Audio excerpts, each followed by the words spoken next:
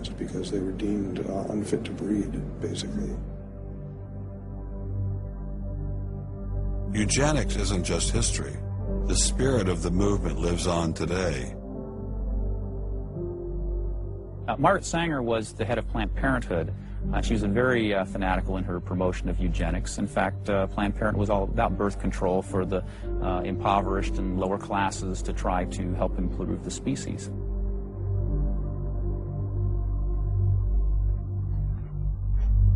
From Hadamar, I traveled with Dr. Weikart to Dachau, where the Nazis applied the ideas of eugenics on a massive mechanistic scale.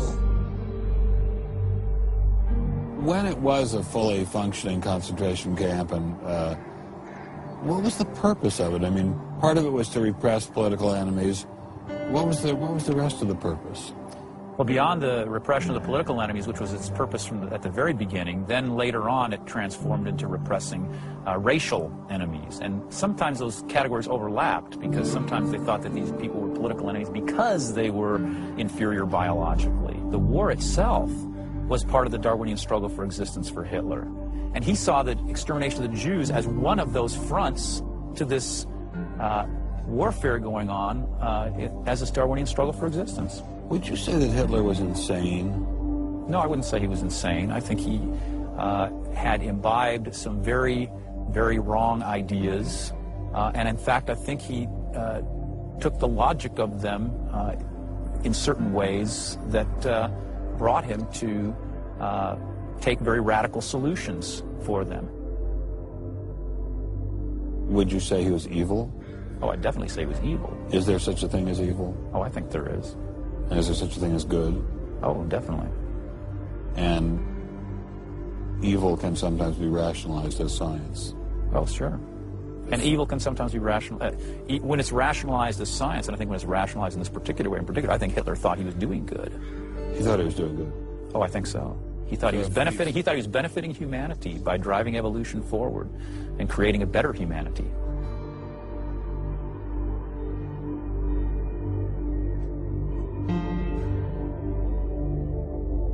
Before leaving Dachau, I stopped by the memorial commemorating the thousands of Jews who were killed there in excruciating conditions.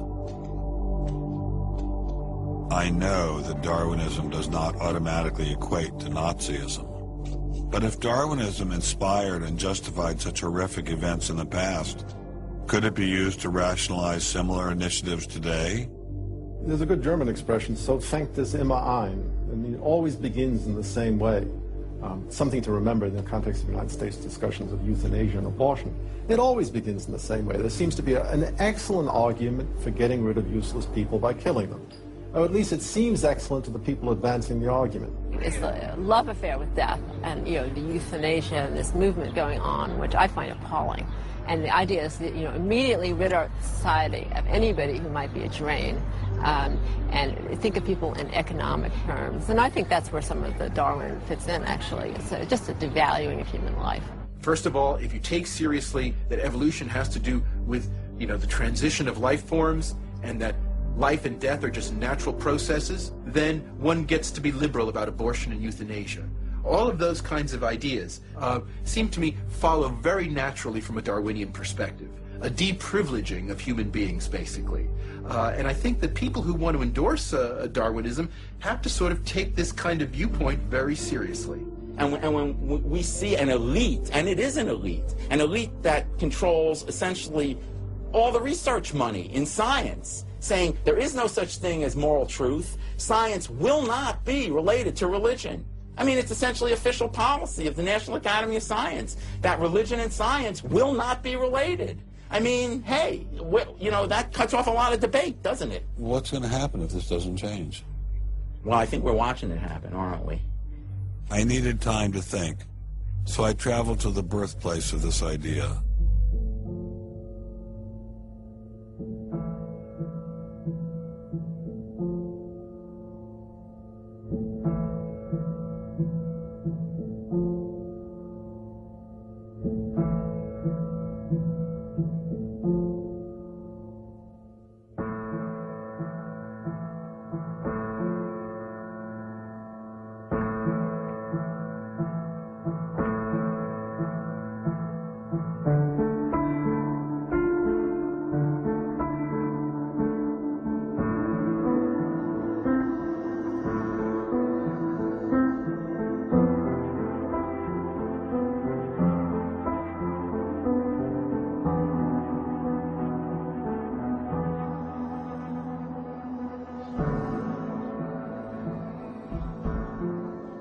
With savages, the weak in body or mind are soon eliminated.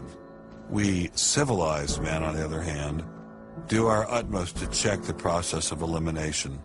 We build asylums for the imbecile, the maimed, and the sick. Thus, the weak members of civilized societies propagate their kind. No one who has attended to the breeding of domestic animals will doubt that this must be highly injurious to the race of man. Hardly anyone is so ignorant as to allow his worst animals to breed. Charles Darwin, The Descent of Man, 1871.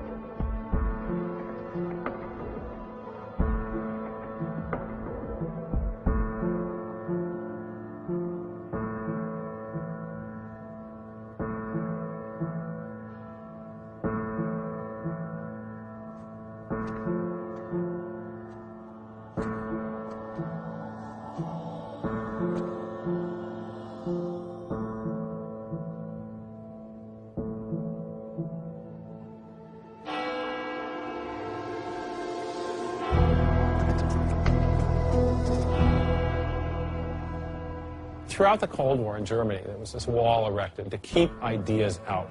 It was erected by people who held an ideology, that were afraid of a competition from other ideas that would come into their society. And what we're seeing happening in science today is very much like that. But I think that's just a strategy for protecting a failing ideology from competition. America didn't become the great nation that it is by suppressing ideas. It progressed by allowing freedom of speech and freedom of inquiry. Thomas Jefferson got it right when he wrote, "We hold these truths to be self-evident, that all men are created equal, that they are endowed by their Creator with certain unalienable rights, that among these are life, liberty, and the pursuit of happiness." Hundreds of thousands of Americans have given their lives to protect these values, but now they're under threat once again. It wasn't just scientists who were being expelled. It was freedom itself, the very foundation of the American dream, the very foundation of America. If we allowed freedom to be expelled in science, where would it end? The Darwinian establishment is so massive and so entrenched, it appears impenetrable. I couldn't bring it down myself, but I could at least confront those who had expelled the scientists I'd met. What would you say if you had Eugenie Scott sitting next to you? What would you say to her? I would ask her, by what authority does she and those like her presume to declare what is and is not science? You know, he's sort of made himself martyr of the day. They've gotten a lot of mileage out of, poor Rick Sternberg. And we got lip service from the leadership of the Smithsonian, but I didn't feel they ever followed through. We went into the Smithsonian looking for answers, but we ran into the same stone wall as Congressman Souter. We're not authorized to do this, Mr. Stop.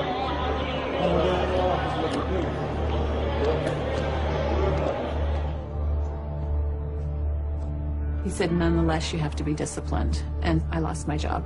We did get an interview with a spokesman from George Mason, but it was impossible to knock him off his script. Her contract was not renewed. It was simply not renewing her contract, which she's satisfied. Her contract was not renewed, had nothing to do